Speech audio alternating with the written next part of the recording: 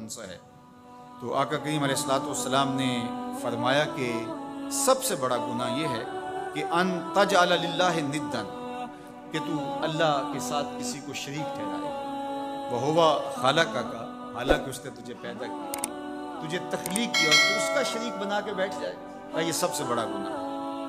تو راوی نے عرض کی قلت ثم ایو، حضور پھر اس کے بعد؟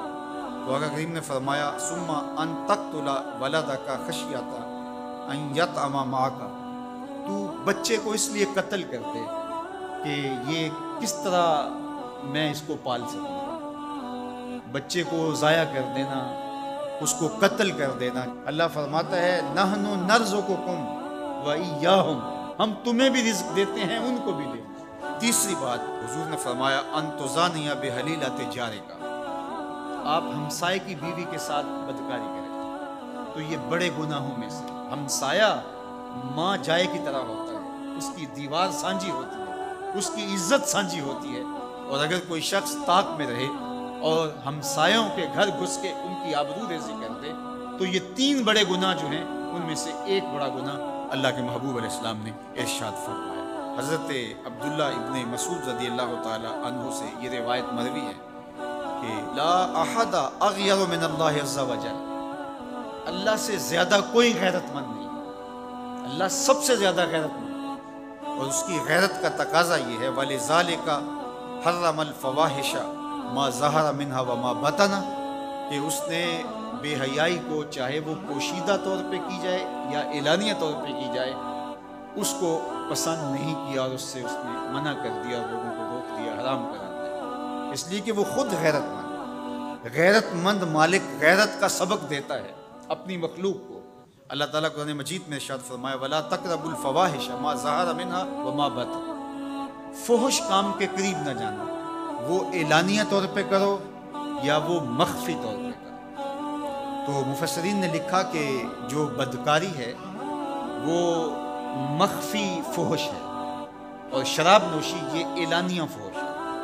شراب نوش جو ہے وہ چھپ نہیں سکتا، بدکار بعض اوقات ایک مدت کے لیے چھپ جاتا ہے، لیکن یہ بات ذہن میں رکھیے کہ جو بدکار ہے وہ دنیا کے اوپر رسوا ضرور ہوتا ہے، اس کے چہرے کا نور چھین لیا جاتا ہے، اور اس کے اوپر مصیبتیں مسلط کر دی جاتی ہیں، اور اللہ کے قہر و غضب کا شکار ہوتا ہے، اس کی دعائیں قبول نہیں ہوتی، نیک لوگوں کی دعاؤں سے اس کا حصہ نکال لیا جاتا ہے، لیکن بہرحال ایک مدت کے لیے چھپ جاتا ہے۔ لیکن شرابی اپنے جرم کو نہیں چھپا پاتا، تو کہا کہ جو مخفی جرم ہے وہ بدکاری ہے، اور جو ارشاد فرمایا قرآن نے کہ جو ظاہر جرم ہے اس سے مراد جو ہے وہ الخمر ہے، شراب ہے، اور ہر نشہ دینے والی چیز سے حرام کی حرمت ہے۔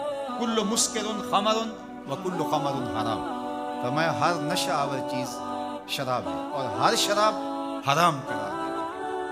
اب یہاں بھی لوگ دلیلیں لے کے بیٹھ جاتے ہیں، میاں وہ بھی ایک مشروب ہے، اس سے کیا فرق پڑتا ہے؟ میاں جب رب نے کہہ دیا تو بات ختم ہو گئی۔ ایک یہودی کے پاس ایک مسلمان مہمان ٹھہرا تو اس نے انگور پیش کیا، تو اس نے بڑے شوق سے لیے، تو تھوڑی دیر کے بعد وہ شراب لے آیا۔ اس نے کہا استغفر اللہ، میں مسلمان ہوں، میں شراب نہیں لیتا۔ تو اس نے ہنس کے کہا یہ جو انگور آپ نے کھائے ہیں شراب اسی سے کشید ہوتی ہے۔ تو اس مسلمان نے کہا کہ آپ کی اہلیہ کدھر ہے؟ تو وہ اپنی اہلیہ کو بلا لایا، تو کہا آپ کی کوئی اولاد بھی ہے؟ کہا ہاں میری بیٹی ہے، اس کو بھی بلا لاؤ۔ تو اس کو بھی بلا لایا۔ جب دونوں آ کھڑی ہوئی تو کہا کہ یہ حلال ہے تیرے لیے، اور یہ بیٹی اسی کی ہے، اور یہ حلال نہیں۔ تو جب اس یہودی نے یہ بات سنی فقال اشہد ان لا الہ الا اللہ وحدہ لا شریک لہ واشہد ان محمدا عبدہ۔ اتنی خوبصورت دلیل، اتنی خوبصورت دلیل۔ کہا انگور سے شراب نکلی ہے تو شراب حرام کیوں، انگور حلال کیوں؟ تو کہا مجھے یہ بتاؤ کہ تمہاری بیوی تمہارے لیے حلال ہے، تمہاری بیٹی تمہارے لیے حرام کیوں؟ کہا بات سمجھ میں آ گئی۔ تو میرے رب نے بعض کا تو اس کی حکمتیں ہمارے علم میں نہیں ہوتی، اور حکمت نہ جاننے کی وجہ سے ہم کہتے ہیں کہ یار یہ بات سمجھ میں نہیں آتی۔ یہی تو ہمیں بتایا گیا کہ جو سمجھ میں آئے اس کو بھی ماننا ہے، جو نہیں سمجھ میں آئے اس کو بھی ماننا ہے۔ ہم جنت کو مانتے ہیں نا، دیکھا ہے، یا رب کو مانتے ہیں، دیکھا ہے، وہ سمجھ میں آتا ہے، تو دل میں تو آتا ہے، سمجھ میں نہیں آتا، میں جان گیا بس تیری پہچان